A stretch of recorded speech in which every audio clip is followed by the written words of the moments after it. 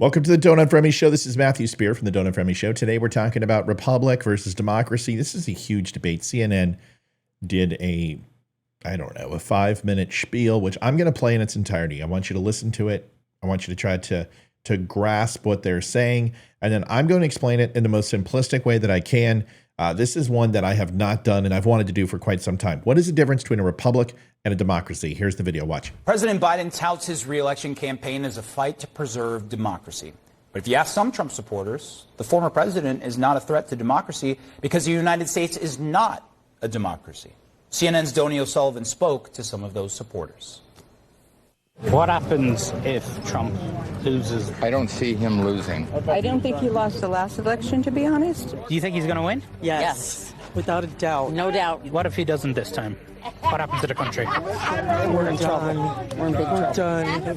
Biden talks about democracy, saving democracy. They're the ones that are killing democracy. Obviously, there's a lot of criticisms of Trump that he is bad for democracy, that he's bad for American democracy. Okay, We so are a republic. We're a republic. We are We're not a democracy. Republic. We're not a democracy.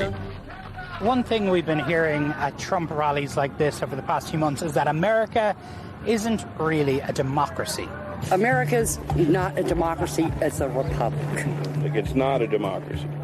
Okay, democracy is actually not as good as you think it is. But for centuries, America has celebrated its democracy. Democracy is worth dying for. Democracy remains the definition of political legitimacy. But some Republicans and pro-Trump media are pushing the idea that America is not a democracy. The United States of America is not a democracy. We are a constitutional republic. The United States of America is not a democracy. You don't want to be in a democracy. We are not a democracy. We are a republic. Is America a democracy? America is a democracy. It was founded as a democracy. I've heard a lot of conspiracy theories. I hear a lot of things out on the road. There's the word. I said I wasn't going to interrupt. I'm sorry. But to hear Americans, people who would describe themselves as patriots, say that America is not a democracy, that stopped me in my tracks. You are hearing people say America is not a democracy because there are people around Trump who want them to be saying that, who've been planting that narrative. Is America a democracy? Yes. No, I don't. I think not right now, but we're a republic. What's the difference? I feel like democracy. Let me think this through. That it's government control. I don't see freedom in democracy. I see freedom in the republic. Honestly, the word democracy and the word republic have often been used interchangeably. There isn't a meaningful difference between them. So much of the warnings and criticism about Trump is that he is a threat to democracy, that he is anti-democratic. Absolutely. If they can convince people that we don't have a democracy, then it's okay that Trump is attacking democracy because it doesn't really matter. So why has democracy become a bad word? Because it's being used in a way to change the flavor of our country, which is a republic. These words were used in different ways in the 18th century, and it's true the founders didn't want direct democracy, by which they meant people gathering on the town square. They wanted representative democracy. But I think the reason why this conversation about language has risen now is because there is a part of the Republican Party that would like to rule as a minority, and they need an excuse for why that's okay. And so they have begun to say, we're not a democracy, we're a republic. And it's not 100% clear what that means, but I think they mean we want Donald Trump to be able to do whatever he wants. Some people I've been speaking to at Trump events recently have been saying America is not a democracy, it's a republic. We've always been a democracy, first of all. I mean, we used to have freedom of speech, freedom of religion. We used to have that, too. Now they're picking on the Christians and the Jewish people. I mean, how much more can we take? Are you concerned if Trump loses? Yeah. That there will be another January 6th? No, I think there will be a civil war. That's what I think will happen. And Omar, look, there is, of course, a legitimate debate, discussion to be had on what form of democracy we have here in the United States. Direct democracy, representative democracy, in fact, constitutional republic, which you heard people mention in that piece. That is a form of democracy. But look, this is not actually a debate about government, about democracy. It's an attack on democracy. People have heard the warnings that Trump is a danger to democracy, and therefore you have people trying to convince others that, well, the United States isn't a democracy in the first place, and therefore Trump can't be a threat. Wow, always leave it up to an Irishman to explain American politics. I'm going to do it for you. That was the toughest 4.5 minutes I think I've ever done in any show, but you got to hear it. There's the argument. Now I'm going to blast it apart. I'll be back in 15 seconds. Do you want the truth? Are you tired of being so confused? You feel like you're more f***ed up than the lies on the evening news? Well, just step right in. We can talk about it all as friends. And if you want, we can hug and kiss and make up. Welcome to the Don't Unfriend Me show. My name is Matthew Spear. I am the host of Don't Unfriend Me. That is Stillpoint, STIILPOINT, the Don't Unfriend Me band. Give them a listen to on iTunes, if you will. Today, we're diving into an important and often misunderstood topic, and it's on both sides. I listened to Trump supporters for a few seconds there, and I've obviously listened to the CNN talking points, and my God, do we have a lot to cover. So let's do it. The difference between a democracy and a republic and why the United States is considered the latter. This distinction is not merely semantic, folks. It reflects the fundamental principles upon which our nation were founded and operates. When people say that the United States is a democracy alone, it's like calling, and this is the best analogy that I can give you. I've listened to all of them. I've listened to all the political pundits and professors, and nobody explains it well. I'm going to give you the t-shirt of this. Here it is. It's like calling a well-organized sports league just a pickup game. Both involve playing the sport, but one has a structured set of rules, officials, and a framework to ensure fairness and consistency, while the other is more informal and often lacks the same level of organization. A democracy in its purest form is a system of government where all eligible citizens participate directly in decision-making. This is known as a direct democracy. Ancient Athens is the classic example, where citizens would gather to vote on laws and policies themselves. The ideal behind this system is that every individual has an equal say in the governance of their community. However, direct democracy can be impractical, especially in large, diverse societies. The logistics of having everyone vote on every issue is overwhelming, and the potential for majority rule to infringe on minority rights is significant. This is where the concept of a republic comes into play. In a republic, the people elect representatives to make decisions on their behalf. These representatives are accountable to the electorate and are expected to govern in accordance with established laws and principles, often enshrined in a constitution. This framework not only makes governance more manageable, but also provides checks and balances to protect individual and minority rights. The founding fathers of the United States were actually aware of the limitations of a direct democracy, influenced by classic philosophers and Enlightenment thinkers. They studied a various form of government and governments, and the pitfalls associated with each in turn. Their goal was to create a system that balanced the will of the majority with the protection of individual liberty. James Madison, one of the principal architects of the Constitution, was particularly wary of direct democracy. In Federalist No. 10, he argued that a pure democracy would be prone to the mischiefs of faction, where majority groups could easily oppress minorities. He believed that a large republic with a system of elected representatives would mitigate these risks. Representatives, he argued, would be more likely to consider the public good and operate within the bounds of justice and law.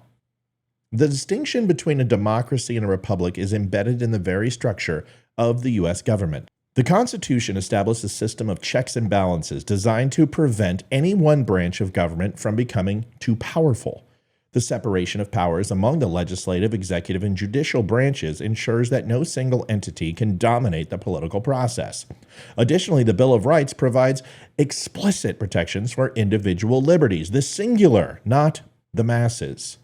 This further safeguards against potential abuses by the majority to the individual rights. The Electoral College is another example of how the United States functions as a republic. Rather than electing the president by direct popular vote, the Electoral College system allocates electors based on the number of representatives each state has in Congress. This method reflects the Founding Fathers' intent to balance influence of populous states with that of smaller ones, ensuring a more equitable distribution of political power. Not equity, equitable. There's a difference. Moreover, the amendment process for the Constitution exemplifies the Republican nature of the U.S. system. Amending the Constitution requires significant deliberation and broader consensus, both at the federal and state levels. This process is intentionally rigorous to prevent hastily or ill-considered changes that could undermine the stability and integrity of the government. This is where you'll hear the 2/3 vote to propose an amendment and 3/4 to change or to abolish an amendment. It's much harder to get rid of one than institute one. The practical implications of being a republic rather than a direct democracy are profound. In a republic, elected officials are expected to act in the best interests of their constituents and the nation as a whole, even if this means making unpopular decisions. They are accountable to the people through regular elections, providing a mechanism for the public to express their approval or disapproval of their representatives' actions. This system also encourages a more informed and deliberative approach to governance. Representatives are typically more knowledgeable about the complexities of policy issues and are better equipped to navigate the intricacies of lawmaking.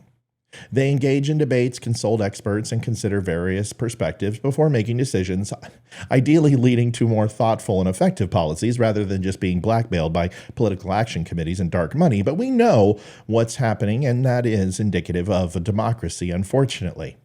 Critics might argue that this representative system can sometimes feel disconnected from the will of the people. Instances of corruption, partisanship, and influence of special interests can erode public trust in elected officials, and those are inherent sides of a democracy. However, the mechanisms of accountability, such as elections, transparency measures, and the judiciary, are designed to address and rectify these issues. Designed is the key word. Throughout history, numerous examples of failed democracies highlight the challenges and vulnerabilities inherent in pure democratic systems. Ancient Athens, often cited as the birthplace of democracy, eventually fell victim to the internal strife and external pressures. The direct participation of citizens in every decision led to volatility and factionalism, making it difficult to maintain stable governance. Does this sound familiar? More recently, the French Revolution and the initial push for democracy devolved into the Reign of Terror, illustrating how the unchecked will of the majority can quickly turn oppressive. These historical examples underscore the potential dangers of direct democracy, where the absence of strong institutional frameworks and protections for minority rights can lead to chaos and tyranny. Welcome to Canada as another example of today. In a democracy, the system is designed to represent the will of the masses. This means that the decisions are made based on majority rule, with each citizen having an equal say in the governance of their society. While this principle of equal participation is laudable, it can sometimes lead to the tyranny of the majority, as I alluded to earlier, where the rights and needs of minority groups are overlooked or outright suppressed. The focus is on collective decision-making, which can be efficient in small, homogeneous societies, but become problematic in larger, more diverse populations where different interests and values must be balanced. An example, the Rust Belt, the blue-collar areas versus the left and right coast. I guess I should call them the left coasts. It's plural. A constitutional republic, on the other hand, places a greater emphasis on the rights of the individual. The United States as a republic is built on the foundation that certain rights are inherent and inalienable, as articulated in the Declaration of Independence, the rights to life, liberty, and the pursuit of happiness. These are considered natural and God-given rights that do not depend on the whims of the majority. By ensuring that individuals' rights are protected, a constitutional republic aims to create a just society where all individuals have the opportunity to thrive. This approach posits by the safeguarding the rights of each person. The overall well-being of society is enhanced, leading to a situation where, metaphorically speaking, all boats rise with the high tide. Understanding why the United States is a republic and not a direct democracy is crucial for appreciating the strengths and challenges of our political system. The Founding Fathers' deliberate choice to establish a republic was driven by a desire to create a stable, just, and effective government that balances the will of the majority with the protection of the individual's rights. This structure has allowed the United States to adapt and endure over 2 centuries, navigating the complexities of governance in an ever-changing world, where 32 other forms of democracy that the United States has tried to implement in other countries have absolutely failed. This is why our republic is for which it stands. Folks, thank you so much for watching the Don't Unfriend Me Show. If you like what you heard, please do me a favor. Stop on by tonight at 7 o'clock. We will have a great live show. We're also on Wimkin. Charlie Kirk is going to be on with Jason Shepard. We're going to be on the second half. And then I have Dominic Izzo at 1 o'clock. We are busy. See you at 1. See you on Wimkin. And see you tonight at 7 o'clock. God bless. Thanks for watching the Don't Unfriend Me Show. And we will see you tonight. Adjusting transmitter output. This is the Don't Unfriend Me Show with your hosts, Matt, Leroy, Amy, Olivia, and Mike. Geopolitics, military analysis, and election coverage. Coming to you live on the Spreely.tv network and all major social media channels at The Dumb Show. Honest, direct, unfiltered. We can agree, we can disagree. Just don't unfriend me.